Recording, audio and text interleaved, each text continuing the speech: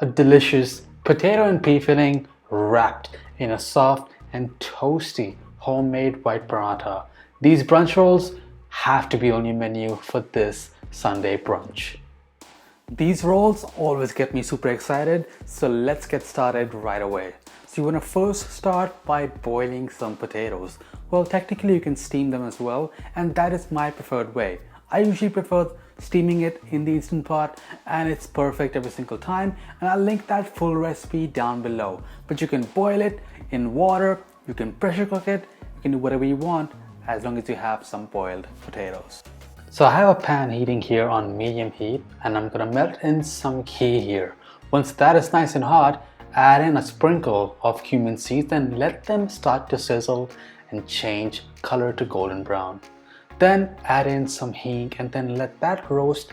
After that, you can add in your onions, ginger and garlic. Then just give this all a really good mix. You want to let those onions saute down, become soft, and once they've cooked down and look kind of like this, start adding in your dried spices. So here's some turmeric, some ground coriander, some ground cumin, and a little bit of red chili powder as well. Just give this all a good mix. If at any point these spices start to burn, add a splash of water and keep everything nice and moist. You really don't want to overdo this potato mix with spices. Keep it light. That's going to help keep that potato masala light and help showcase and show off the bread you're using, the potatoes and your peas. Talking about peas, add them in right now. I'm using frozen peas, but if you have fresh peas, boil them in water for about 2 to 5 minutes before adding it into this onion masala that we have right now. Just saute those peas in that beautiful onion masala that we have right now, and then just let them absorb those flavors. After a few minutes, you can start adding in your boiled or steamed potatoes. Make sure you've peeled it and then just lightly mash them with your hands as you're adding it into that pan. Make sure you start mixing it now very carefully and then just combine all of those spices, the beautiful sweetness from the peas with those potatoes. You may turn the heat down, make sure it doesn't burn, and then season it with salt. Give it another good mix. Keep tasting at every stage. Make sure you have adjusted the seasoning to your liking. And I always love those bold, beautiful flavors from such a simple concoction. Now we just have to finish this now. So add in some freshly chopped cilantro, some lime juice or a bit of lemon juice if you want, and then just give it all a final mix, do a final adjustment of seasoning, and you can just set this aside for now. Now my favorite way of enjoying these rolls is with a fresh white maida paratha made with all-purpose flour. It is so soft, so delicious with some ghee on top or some butter, and that's why this was the favorite brunch that I used to have as a kid. Now I have a full recipe dedicated on how to make the best white paratha, so I'll link that up here and in the description box down below. But if you really want to, and if you're really short on time, then you can always use a tortilla bread or the favorite bread that you use for wraps and sandwiches. Now for the bread, all I'm doing here is kneading some all-purpose flour with some lukewarm water, kneading it to a smooth and soft dough, then just letting it rest for about 10 minutes. After 10 minutes, you can easily portion some dough balls out and roll it thin. Just make sure you cover the dough with a moist kitchen towel just to make sure it doesn't dry out as you're rolling out the other portions. Now one other alternative that you can have this potato mix with is with the beautiful puri bread.